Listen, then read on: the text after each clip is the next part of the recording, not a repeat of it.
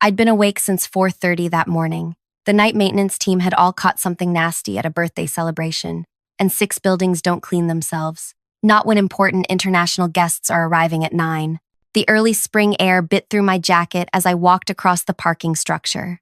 Most spaces sat empty this early, just a few ambitious young workers and us lifers who understood that flexible hours meant starting before dawn if necessary. My keys jangled as I unlocked the supply closet on the 32nd floor. The air smelled faintly of lemon cleaner and fresh paint. In 15 years as facilities director, I'd never lost my appreciation for a truly clean building. 70 people reported to me across our downtown properties, but sometimes you just need to handle things yourself. I changed into work clothes, comfortable pants, and a simple blue shirt. My normal clothes and ID badge went into my locker.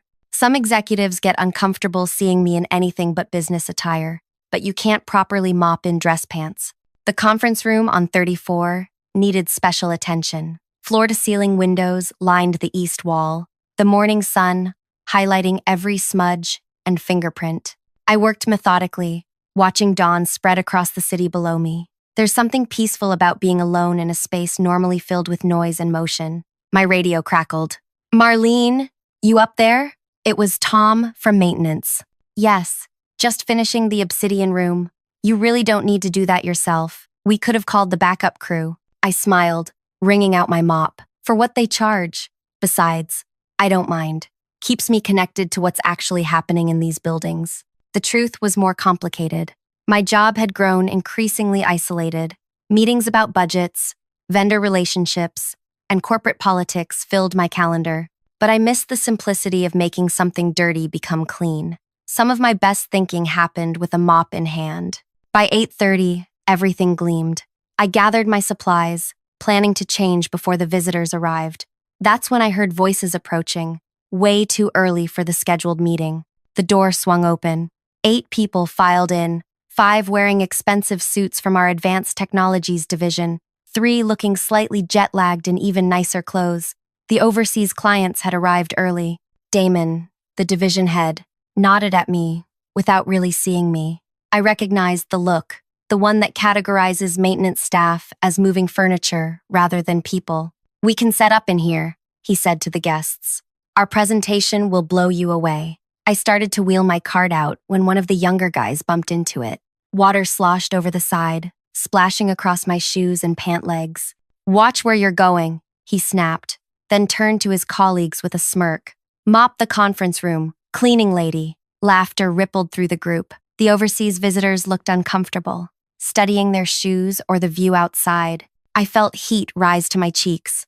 Not embarrassment, anger.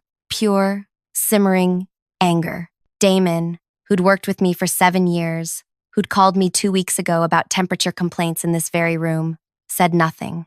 Just gave an awkward half-smile and gestured for everyone to sit down. I could have spoken up, could have introduced myself properly, but something stopped me.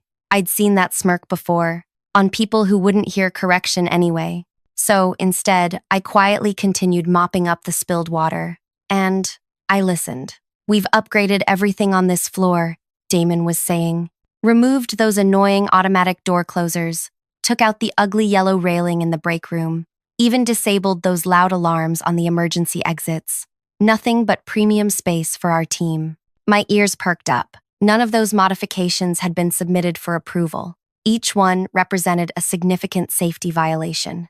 The young man who'd bumped me, his desk nameplate later told me he was Jaden, kept talking over his boss. We even knocked down that storage room wall to make our game area bigger. A load-bearing wall, if I remembered correctly. For the next hour, I slowly finished my work while they inadvertently confessed to violation after violation. When they broke for coffee, I slipped out, changed clothes, and made some calls. By noon, I had confirmation. 12 separate lease violations, including 3 major safety hazards. The building inspector, Luis, was particularly concerned about the removed fire equipment. "You can't just take out door closers, Marlene," he said. "Those are fire-rated doors. They need to close automatically." "I know. Can you come by today?" Luis hesitated. "I'm pretty booked up. Remember last year when your daughter needed emergency workspace after the downtown floods? And I found her that empty office?" He laughed, Playing that card, huh?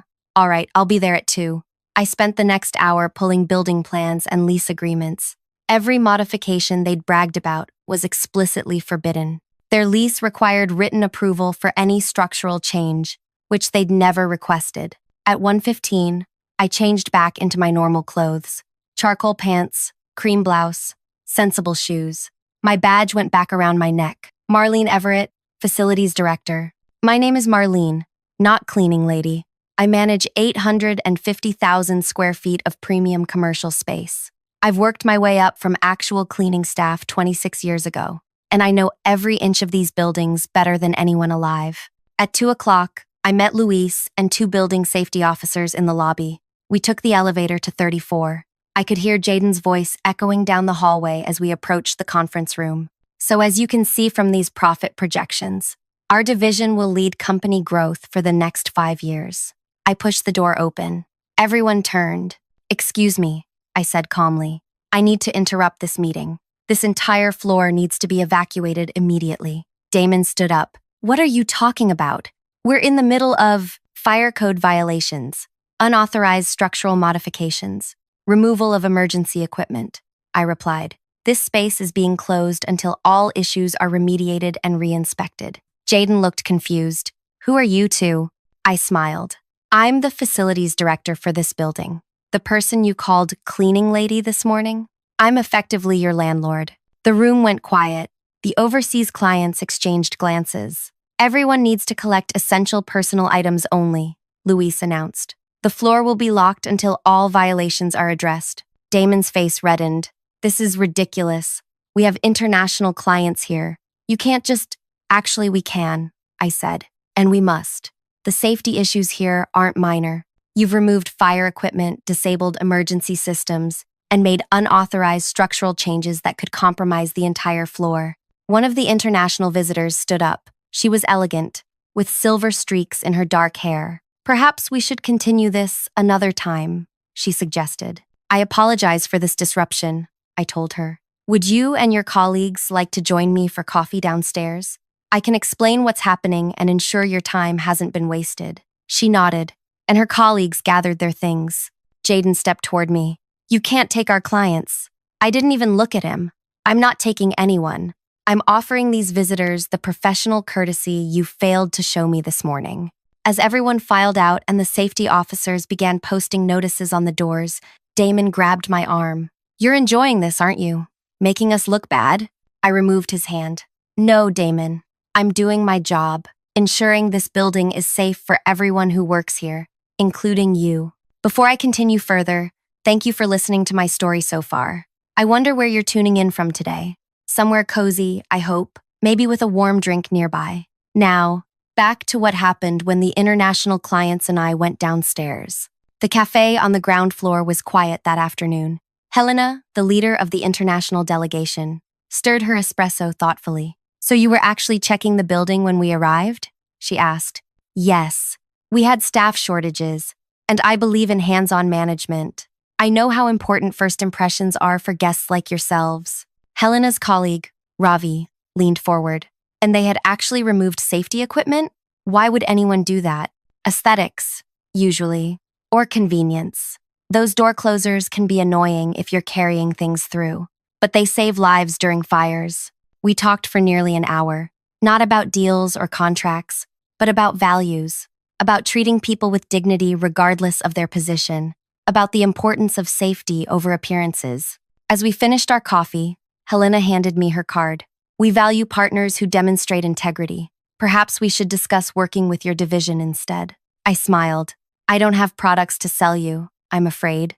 I just make sure the buildings work properly." "That," she said, "is exactly why I trust you." The next morning, I arrived at work to find 3 urgent messages waiting. One from our CEO, one from legal, and one from Helena. I listened to Helena's first. "Marlene, I enjoyed our conversation yesterday. My team and I would appreciate meeting with you again. We have some questions about how your company handles safety and compliance." Interesting. I saved that for later and played the CEO's message. "Marlene, come to my office as soon as you arrive. Advanced Technologies is raising hell about yesterday." No surprise there. I grabbed my files and headed to the top floor. Yvette, our CEO, was standing at her window when I entered. She was 62, with closely cropped gray hair and a reputation for directness. She'd risen through operations and understood the importance of what my team did. "Tell me why one of our highest producing divisions is currently working from the break room on 29, she said, without turning around. I placed my documentation on her desk. Because they violated 12 separate safety regulations, 3 of which presented immediate danger to everyone on that floor. Yvette picked up the file, flipping through photos of removed fire equipment, disabled alarms, and the partly demolished wall. "They're saying you deliberately embarrassed them in front of international clients, that you could have handled this privately.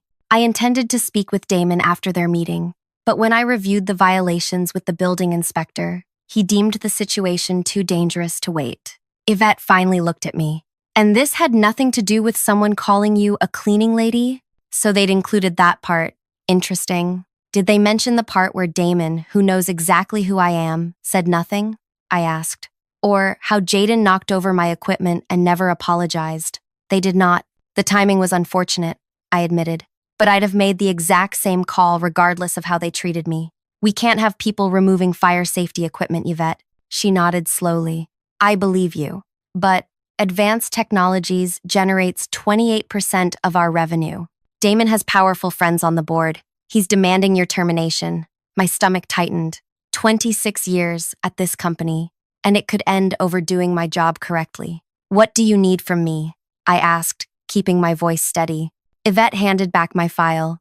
Justification, documentation, a paper trail showing this wasn't personal.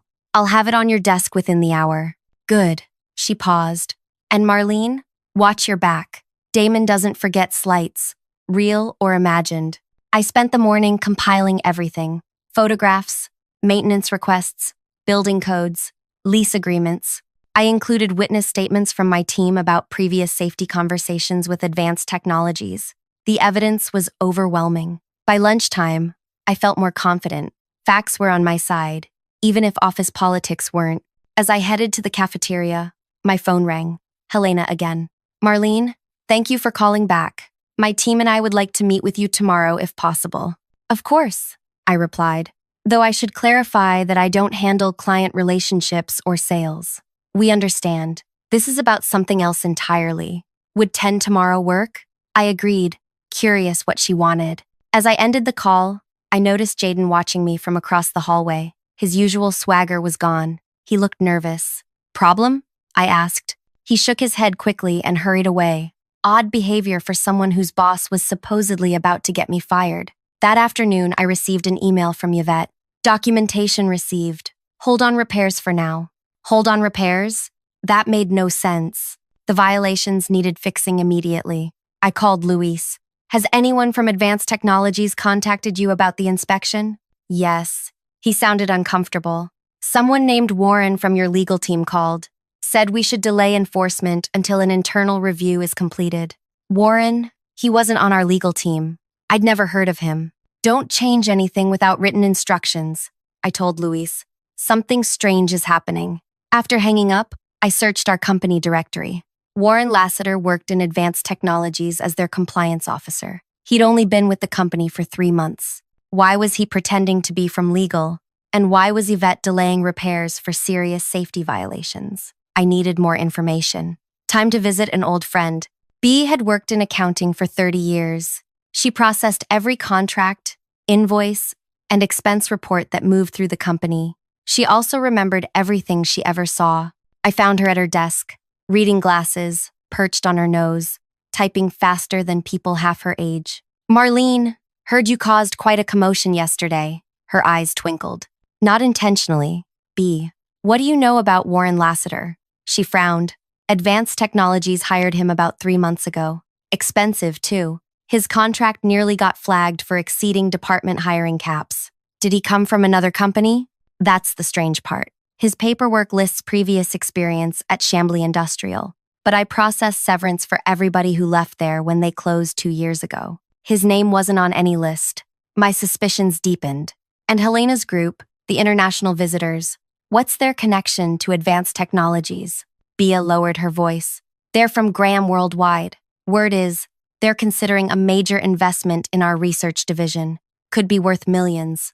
Now things became clearer. Advanced Technologies wanted that investment. They'd rushed to modify their space to impress the visitors, cutting corners on safety. And they'd hired someone with a questionable background to handle compliance.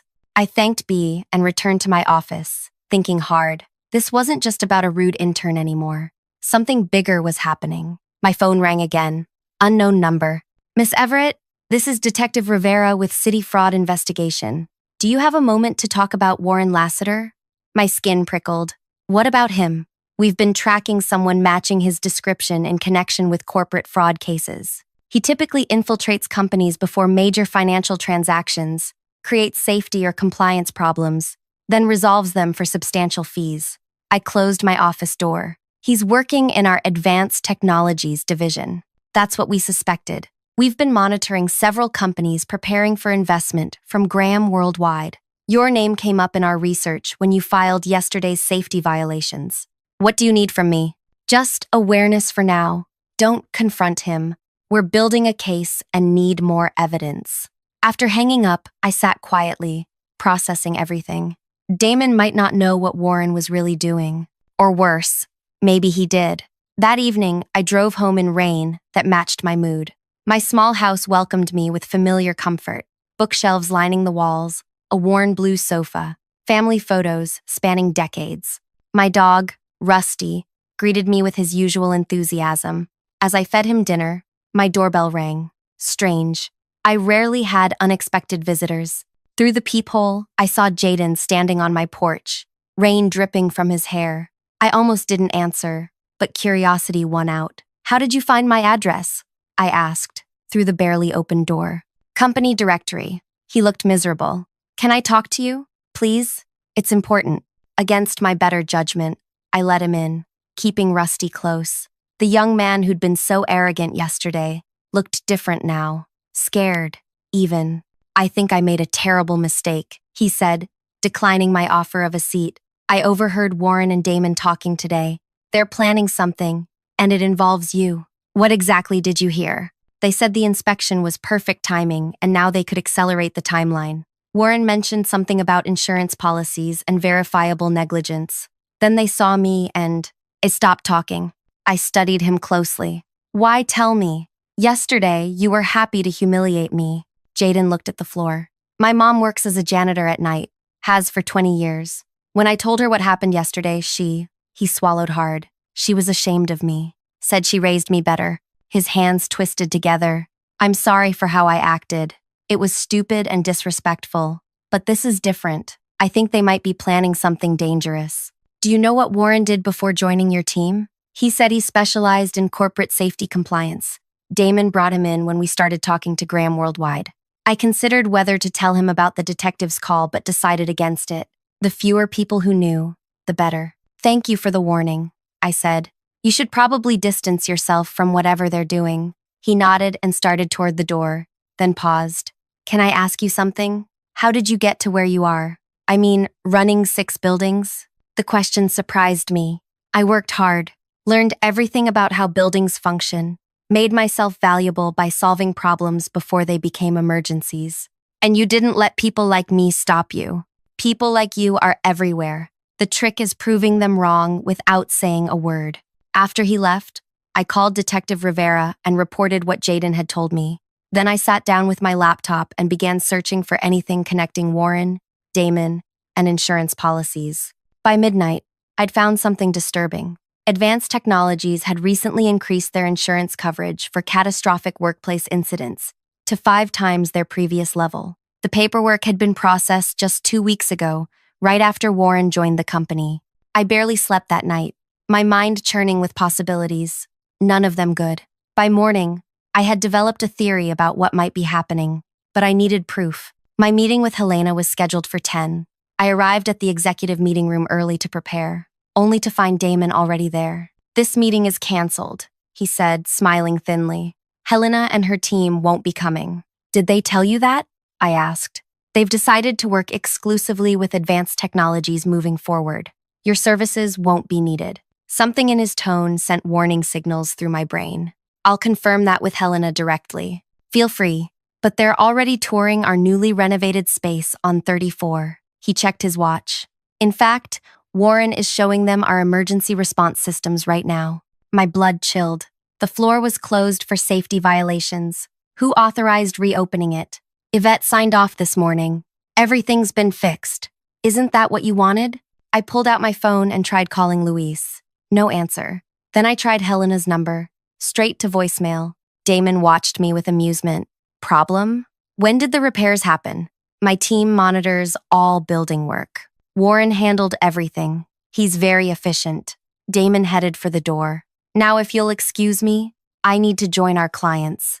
As he left, I called my assistant, Kim, who signed off on reopening floor 34. No one from our team, she said, but I saw advanced technologies staff there early this morning. Should I check it out?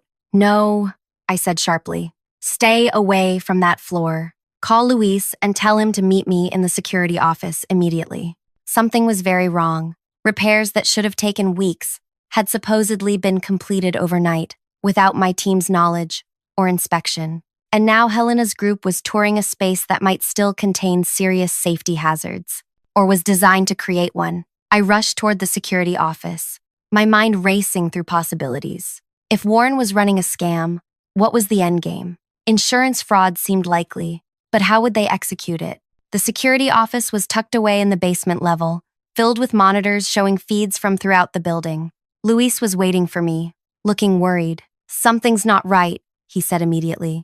I never signed off on any repairs. When I tried to access floor 34 this morning, my key card was denied. Show me the feed from that floor, I said to Roy, our head of security. That's the strange part, Roy replied, typing commands into his system. The cameras on 34 went offline for maintenance last night. We got an email that seemed to come from your office authorizing it. I never sent that email. Roy pulled up the message. It had my name on it, but used phrases I'd never use. Whoever sent it didn't know me well. Can you override the access restrictions? I asked. Roy shook his head. System shows a security protocol activated. Supposedly there's a chemical spill containment happening. There's no chemical spill, I said firmly. Someone's created a situation where that entire floor is cut off from normal building systems. Why would they do that? Luis asked. The answer hit me with chilling clarity. If you wanted to create an accident that looked like building negligence, you'd need to ensure no safety systems could prevent it. Call Detective Rivera, I told Luis, giving him the number. Tell him to get here immediately. Roy, I need building schematics for 34, and I need to know who's on that floor right now. Roy pulled up the badge reader logs.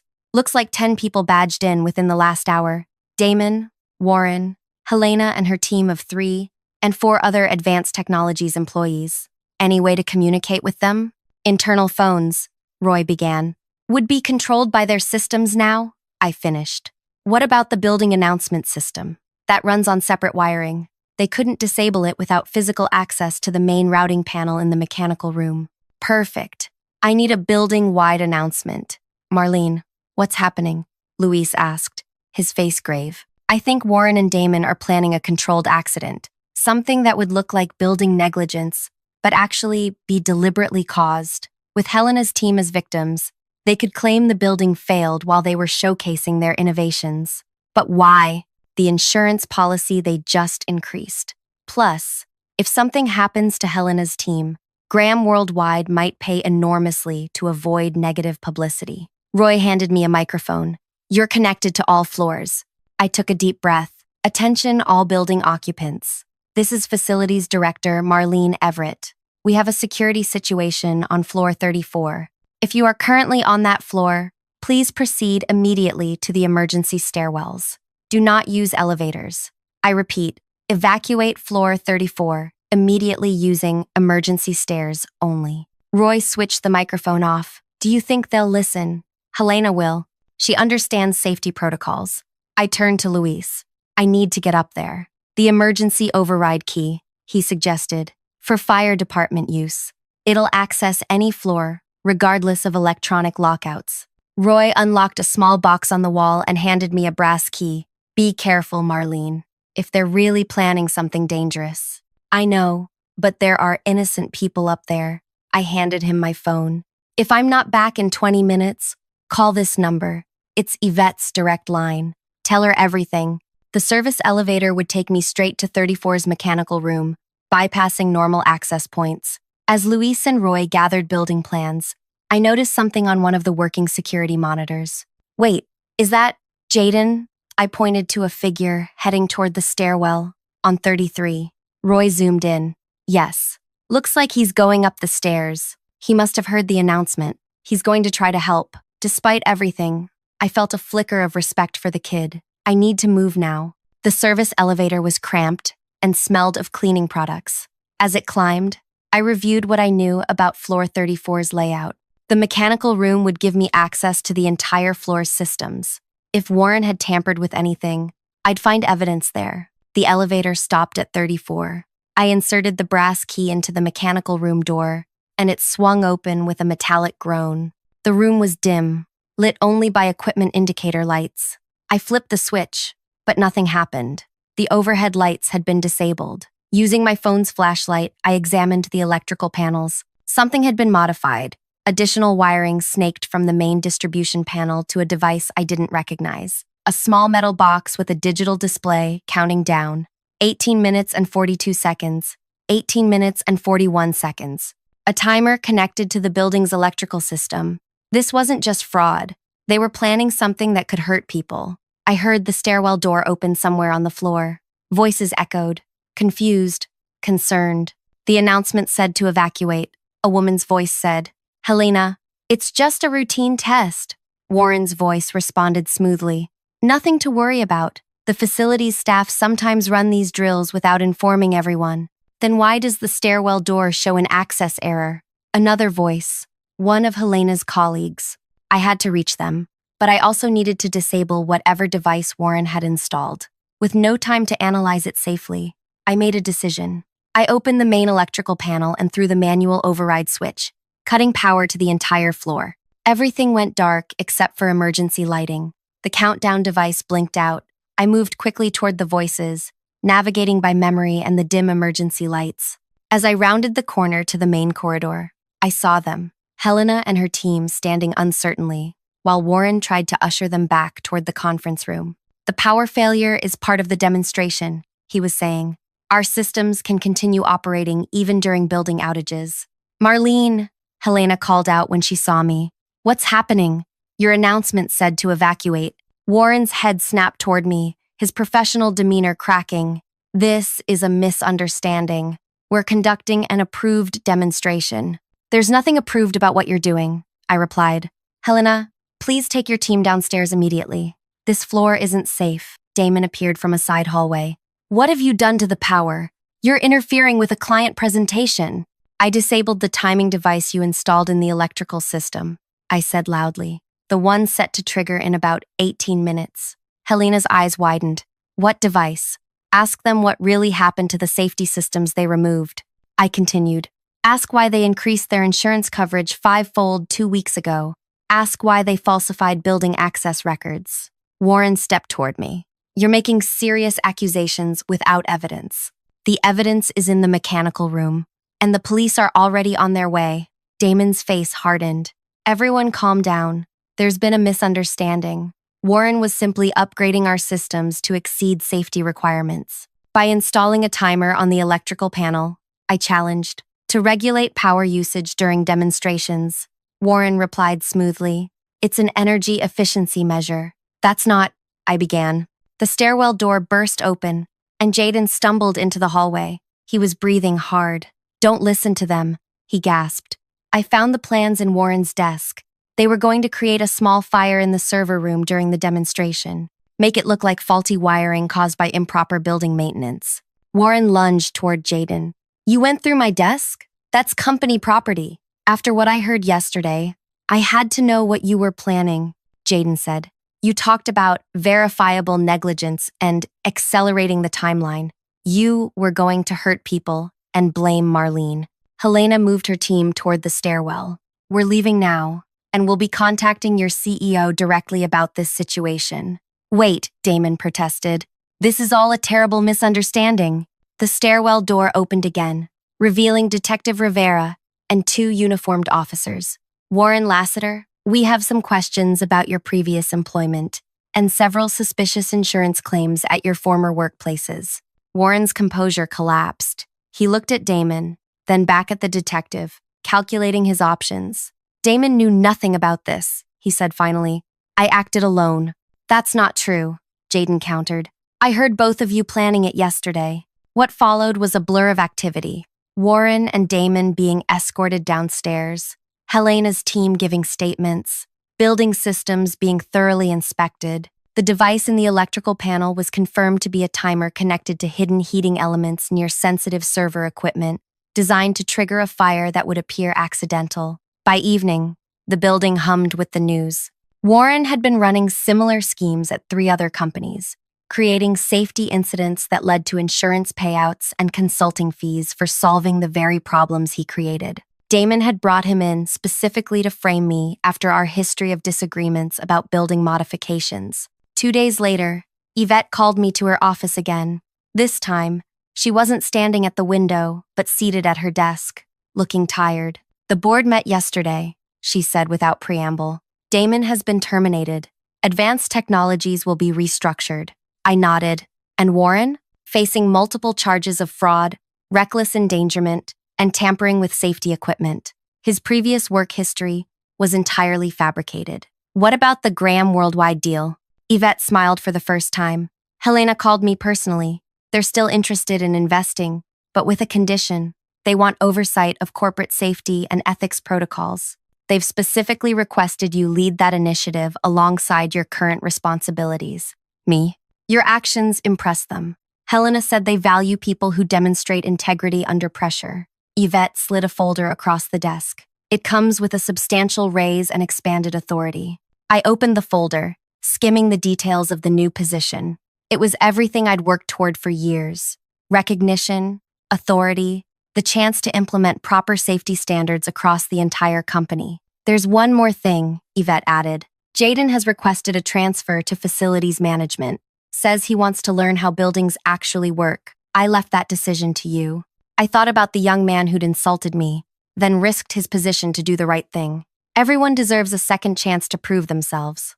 I'll take him. 1 week later, I walked through the repaired 34th floor. Proper safety equipment had been reinstalled, the unauthorized modifications corrected, the structural issues properly addressed.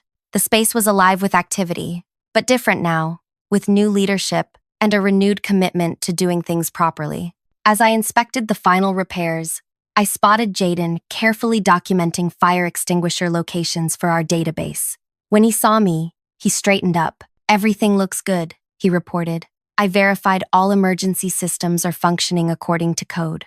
Good work, I replied. What's next on your list? Learning about the ventilation systems. Tom is showing me how everything connects. I nodded, feeling oddly proud. Understanding how systems work together is essential. Buildings seem simple, but they're incredibly complex. Like organizations, he observed. Everybody thinks their job exists in isolation, but really, we're all connected. Exactly, I smiled.